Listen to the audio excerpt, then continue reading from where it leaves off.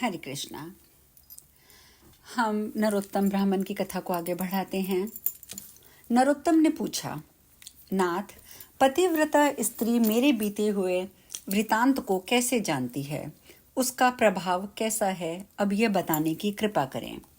भगवान बोलते हैं, वत्स, मैंने ये तुम्हें पहले ही बता दिया है, किंतु फिर भी यदि तुम्हें सुनने का कौतूहल हो रहा है तो सुनो। तुम्हारे मन में जो प्रश्न है उसका उत्तर भी मैं देता हूँ। जो स्त्री पतिव्रता होती है, पति को प्राणों के समान समझती है, सदा पति के हित में संलग्न रहती है, वह देवताओं और ब्रह्मवादी मुनियों को भी पूज्य होती है। जो नारी एक ही पुरुष की सेवा करती है, दूसरे की ओर दृष्टि नहीं डालती है, वह संसार में परम पूजनीय मानी जाती है। तात, प्राचीन काल की बात है। मध्य प्रदेश में एक अत्यंत शोभायमान नगरी थी। उसमें एक पतिव्रता ब्राह्मणी रहती थी। उसका नाम था शैव्या। उसका पति पूर्व जन्म के पाप से कोढ़ी हो गया था।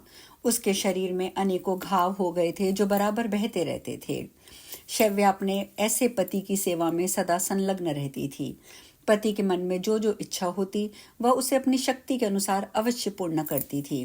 प्रतिदिन देवता की भांति स्वामी की पूजा करती, दोष बुद्धि त्याग कर उसके प्रति विशेष स्नेह रखती थी। एक दिन उसके पति ने सड़क से जाती हुई एक परम सुंदरी वैश्या को देखा। उस पर दृष्टि पड़ते ही वह अत्यंत मोह के वशीभूत हो गया। उसकी चेतना पर कामदेव ने पूर्ण अधिकार कर लिया। वह दीर्घ काल तक लंबी सांस खींचता रहा। अंत में बहुत उदास हो गया। उसका उच्छ्वास सुनकर पतिव्रता घर से बाहर आई और पूछने लगी कि नाथ, आप उदास क्यों हैं? आप इतनी लंबी सांसें क्यों खींच रहे हैं? आपको जो प्रिय हो वह कार्य मुझे बताइए। अगर मेरे करने योग्य होगा तो भी, और यदि नहीं होगा तो भी, मैं आपके प्रिय कार्य को पूर्ण करूंगी। एकमात्र आप ही मेरे गुरु हैं, प्रियतम हैं। पत्नी के इस प्रकार पूछने पर पति ने कहा, प्रिय, उस कार्य को ना तो तुम पूर्ण कर सकती हो ना मैं, अतः व्यर्थ की बात करना उचित नहीं है। पतिव्रता बोली, नाथ, मुझे विश्वास है मैं आपका मनोरथ जानकर उस कार्य को सिद्ध कर सकूंगी। आप मुझे आज्ञा दीजिए। जिस किसी उपाय से हो सके आपका कार्य सिद्ध करना है। यदि आपके दुष्कर कार्य को मैं यत्न करके पूर्ण कर सकूं तो इस लोक और परलोक में मेरा कल्याण होगा। कोड़ी ने कहा, साध्वी, अभी अभी इस मार्ग से एक परम सुंदरी वैश्या जा रही थी। उसका शरीर सब ओर से मनोरम था। उसे देखते ही मेरा हृदय कामाग्नि से दग्ध हो रहा है। यदि तुम्हारी कृपा से मैं उस यौवना को प्राप्त कर सकूं तो मेरा जीवन सफल हो जाएगा। देवी, तुम उससे मिलकर मेरा हित साधन करो। पति की कही हुई बात सुनकर पतिव्रता बोली, प्रभु, इस समय धैर्य रखिए, मैं यथाशक्ति आपका कार्य सिद्ध करूंगी। यह कहकर पतिव्रता ने मन ही मन कुछ विचार किया और रात्रि के अंतिम भाग में उषा काल में उठकर वह गोबर और झाड़ू ले तुरंत ही चल दी। जाते समय उसके मन में बड़ी प्रसन्नता थी। वैश्या के घर पहुंचकर उसने उसके आंगन और गली कूचे में झाड़ू लगाया और गोबर से लीप पोत कर लोगों की दृष्टि पड़ने के भय से वह शीघ्रतापूर्वक अपने घर लौट आई। इस प्रकार लगातार 3 दिनों तक पतिव्रता ने वैश्या के घर में झाड़ू देने और लीपने का काम किया। उधर वह वैश्या अपने दास दासियों से पूछने लगी, आज आंगन की इतनी बढ़िया सफाई किसने की? सेवकों ने परस्पर विचार करके वैश्या से कहा, भद्रे, घर की सफाई का काम ये हम लोगों ने तो नहीं किया है। यह सुनकर वैश्या को बड़ा विस्मय हुआ। उसने बहुत देर तक इस विषय में विचार किया और रात्रि बीतने पर जो ही वह उठी तो उसकी दृष्टि उस पतिव्रता ब्राह्मणी पर पड़ गई। वह पुनः टहल बजाने के लिए आई थी। उस परम साध्वी पतिव्रता ब्राह्मणी को देखकर, हाय हाय, ये आप क्या करती हैं? क्षमा कीजिए, रहने दीजिए। यह कहती हुई वैश्या उसके पैरों में पड़ गई और कहा, पतिव्रते, आप मेरी आयु, शरीर, संपत्ति, यश, कीर्ति, इन सब का विनाश करने के लिए ऐसी चेष्टा कर रही हैं। साध्वी, आप जो जो वस्तुएं मांगे उसे निश्चय दूंगी। यह बात मैं दृढ़ निश्चय के साथ कह रही हूँ। सुवर्ण, रत्न, मणि, वस्त्र और भी जिस वस्तु की आपके मन में अभिलाषा हो उसे मांगिए। तब पतिव्रता ने उस वैश्या से कहा, मुझे धन की आवश्यकता नहीं है, तुम्ही से कुछ काम है, यदि करो तो उसे बताऊं। उस कार्य की सिद्धि होने पर मेरे हृदय को संतोष होगा और तब मैं ये समझूंगी कि तुमने इस समय मेरा सारा मनोरथ पूर्ण कर दिया है। वैश्या बोली, पतिव्रते, आप जल्दी बताइए। मैं सच सच कहती हूँ आपका अभीष्ट कार्य अवश्य करूंगी। माता जी, आप तुरंत ही अपनी आवश्यकता बताएं और मेरी रक्षा करें। पतिव्रता ने लजाते लजाते वह कार्य जो उसके पति को श्रेष्ठ और प्रिय जान पड़ता था कह सुनाया। उसे सुनकर वैश्या एक क्षण तक अपने कर्तव्य और उसके पति की पीड़ा पर कुछ विचार करती रही। दुर्गंध युक्त कोड़ी मनुष्य के साथ संसर्ग करने की बात सोचकर उसके मन में बड़ा दुख हुआ। वह पतिव्रता से इस प्रकार बोली, यदि आपके पति मेरे घर पर आए तो मैं एक दिन उनकी ये इच्छा पूर्ण करूंगी। पतिव्रता ने कहा, सुंदरी, मैं आज ही रात में अपने पति को तुम्हारे घर में ले आऊंगी और जब वे अपनी अभीष्ट वस्तु का उपभोग करके संतुष्ट हो जाएंगे तब पुनः उनको अपने घर में ले जाऊंगी। वैश्या बोली, महाभागे, अब शीघ्र ही अपने घर पधारो। तुम्हारे पति आज आधी रात के समय मेरे महल में आ जाएं। यह सुनकर वह पतिव्रता स्त्री अपने घर चली गई। वहां पहुंचकर उसने पति से निवेदन किया, प्रभु, आपका कार्य सफल हो गया। आज ही रात में आपको उसके घर जाना है। कोढ़ी ब्राह्मण बोला, देवी, मैं कैसे उसके घर तक जाऊंगा? मुझसे तो अब चला भी नहीं जाता।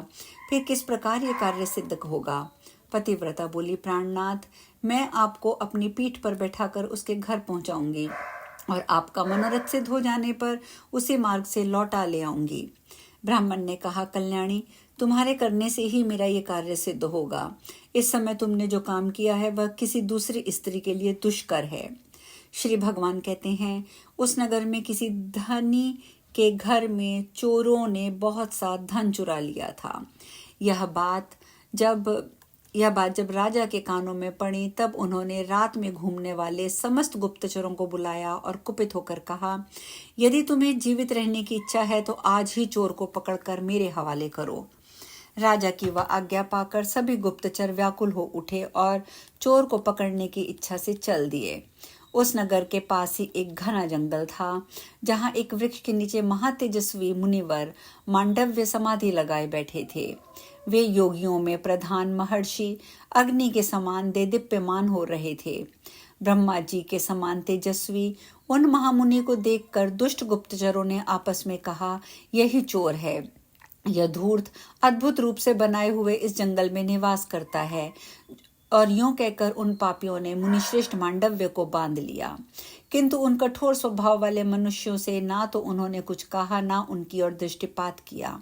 जब गुप्तचर उन्हें बांधकर राजा के पास ले गए तब राजा ने कहा, आज मुझे चोर मिला है। तुम लोग इस नगर के निकटवर्ती प्रवेश द्वार के मार्ग में जाओ और चोर के लिए जो नियत दंड है वह इसे दे दो। उन्होंने मांडव्य मुनि को वहां ले जाकर मार्ग में गड़े हुए शूल पर रख दिया। वह शूल मुनि के गुदा द्वार से प्रविष्ट होकर मस्तक के पार हो गया। उनका सारा शरीर शूल से बिंद गया। इसी बीच में आधी रात के घोर अंधकार में जबकि आकाश में घटाएं घिरी हुई थी, वह पतिव्रता ब्राह्मणी अपने पति को पीठ में बिठाकर वैश्या के घर जा रही थी।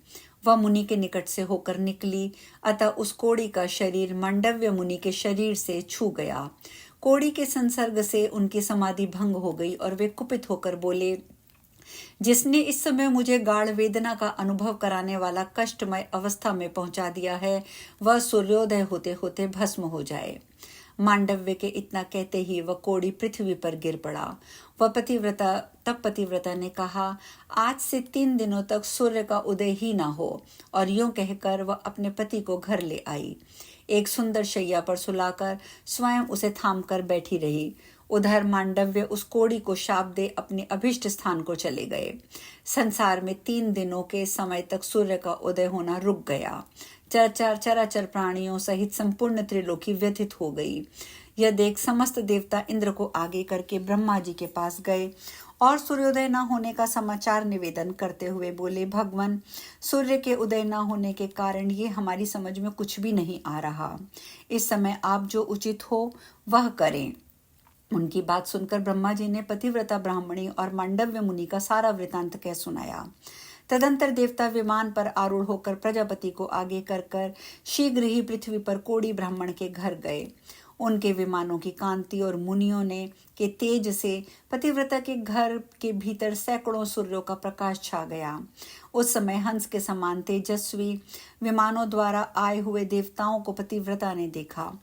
वह अपने पति के समीप ही लेटी हुई थी। ब्रह्मा जी ने उसे संबोधित करके कहा, माता, संपूर्ण देवताओं, ब्राह्मणों और गौ आदि प्राणियों की जिससे मृत्यु होने की संभावना है, ऐसा कार्य तुम्हें क्यों कर पसंद आया?